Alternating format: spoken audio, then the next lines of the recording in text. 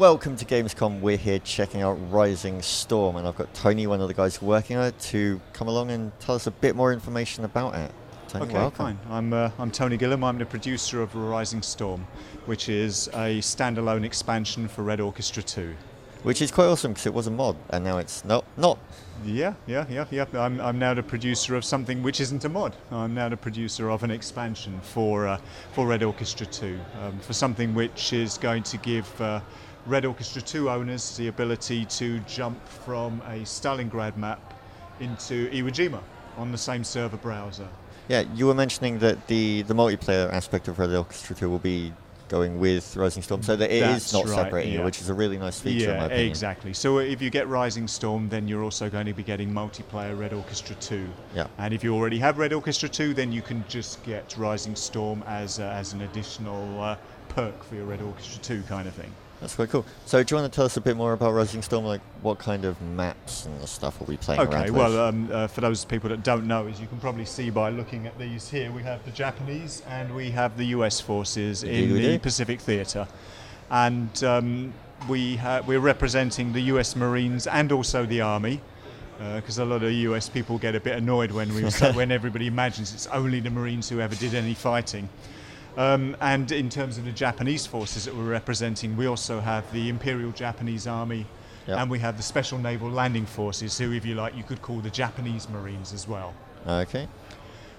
We're going to be releasing Rising Storm with 8 maps, of which we've already shown you 4. We don't really want to say too much about the other maps just yet, but there are 4 more that will be released.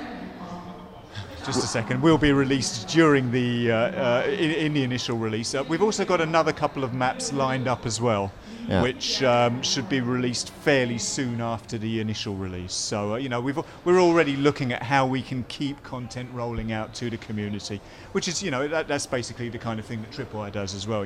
Just keep supporting the game, and that's our intention as well. The Germans seemed unhappy that you didn't mention them, along with the Japanese and the Americans. Yeah, well, they've had their moment in the sun, really. So it's time to look at the Pacific Theatre, I think.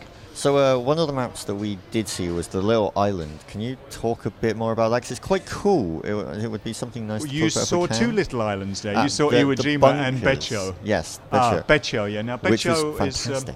Beccio's a really nice sunny island. It looks like if it weren't chewed up by artillery, it'd be a really nice place for a holiday. Yeah. But I really don't think you want to go there when the Japanese Special Naval Landing Forces are camped there, because those guys are pretty tough, as you saw.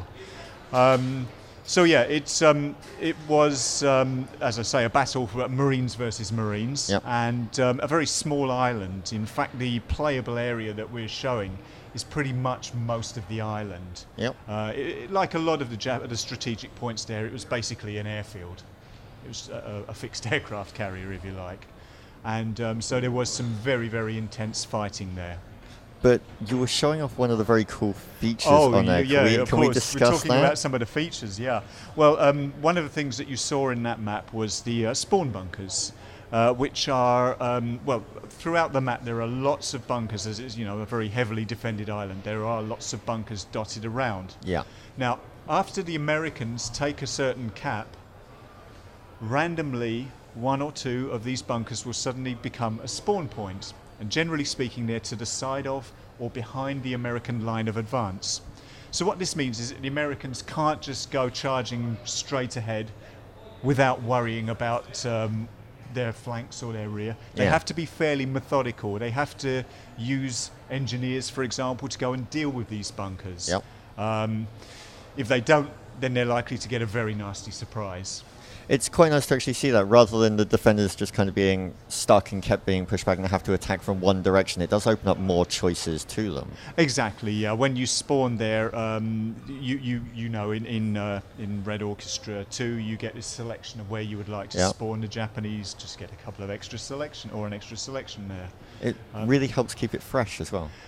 Well, it certainly means that every game is going to be quite different. It also means that the engineer has now got a lot more to do, although there are certain other things that engineers can do, which we will be announcing a little bit more about later. Okay, so secrets. Yeah, basically the class. We're making these classes unique, giving them something specifically quite important to do on the map.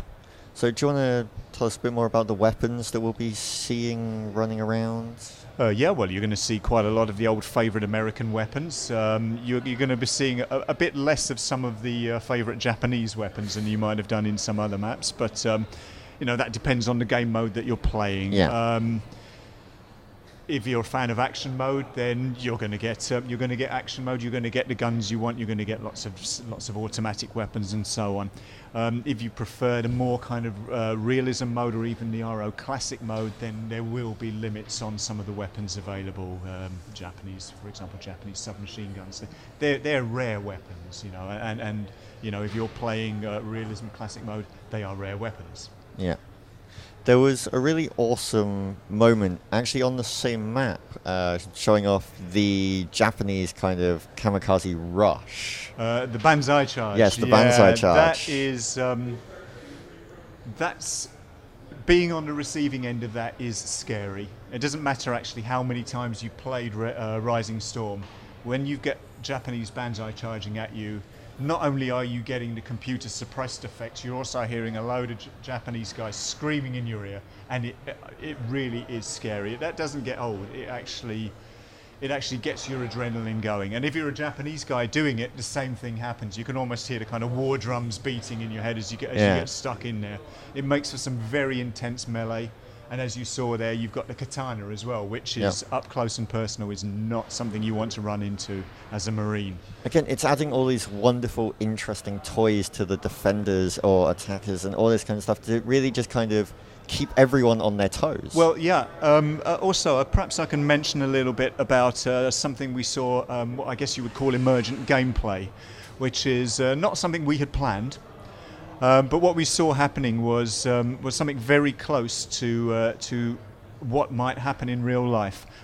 You saw booby traps. You saw Japanese planting Type 97, if I remember correctly, Type 97 frag grenades in the ground, using the detonator cap on it, the percussion detonator, to set it up. Basically, it's a small landmine. One of the things we found is that when we brought in katanas, all of the testers wanted to go on a katana, so they'd shoot a Japanese commander. The Americans would find a katana, pick it up, and start trying to use it.